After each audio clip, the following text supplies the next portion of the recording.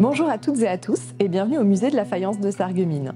Je vous propose de découvrir aujourd'hui une production emblématique de la faïencerie, celle des Arts de la Table.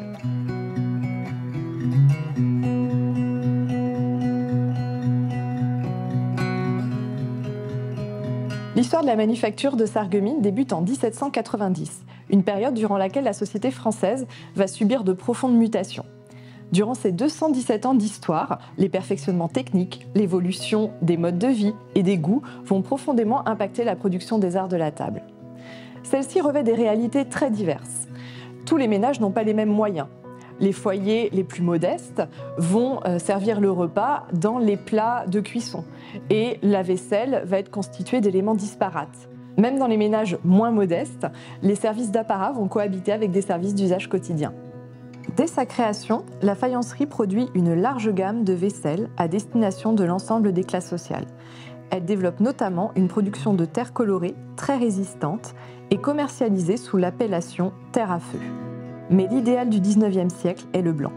Il est synonyme d'hygiène, d'élégance et évoque la porcelaine chinoise qui constitue alors le plus haut degré du luxe.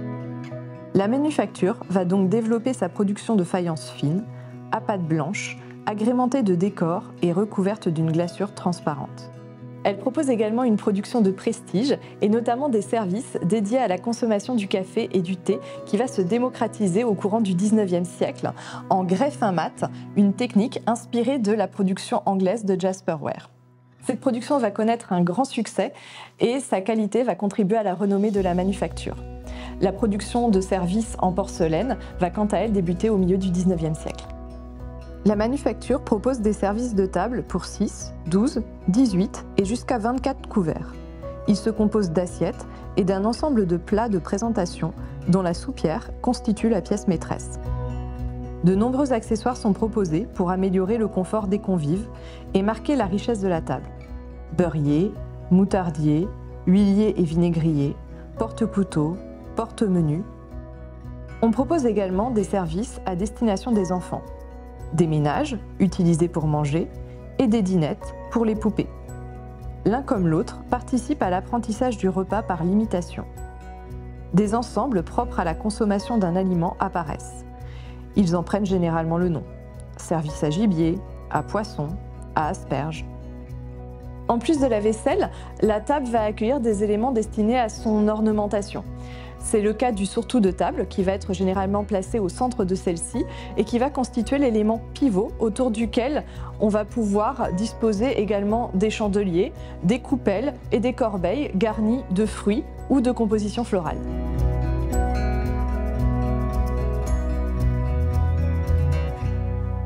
L'évolution des goûts se lie à travers celle des formes et des décors proposés. La production des premières décennies témoigne de la prédominance du style néoclassique, caractérisé par des lignes épurées. Alors que la deuxième moitié du XIXe siècle marque le retour des courbes et contre-courbes et la vaisselle s'orne de représentations naturalistes. Grâce au perfectionnement des techniques de décoration par impression, les motifs sont de plus en plus présents sur les pièces. Ils tendent à occuper toute la surface disponible. Suite à l'annexion de 1870, on voit émerger une production dite patriotique, dans laquelle s'inscrit le service Aubernais créé par Henri Loup. Loin d'être une simple représentation bucolique de l'Alsace, ce décor est une affirmation et une revendication du particularisme régional. Il demeure le service le plus emblématique de la production de la faïencerie de Sarreguemines. Dès 1900, les décors se simplifient et occupent un espace plus réduit sur les pièces. L'aérographe, qui permet de réaliser des motifs aisément en projetant de la peinture à travers un pochoir, devient la technique de décoration prédominante. Après la Seconde Guerre mondiale, la production d'art de la table va progressivement décliner à Sarreguemines au profit de sa succursale de Digoin qui, grâce à la production de Pirot Blanc, une porcelaine très résistante, va s'imposer comme le numéro 1 dans le domaine de la vaisselle pour l'hôtellerie et les collectivités.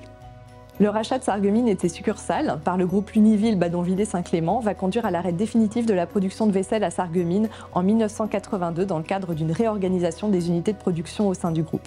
Les services, encore plébiscités, sont désormais produits à Saint-Clément.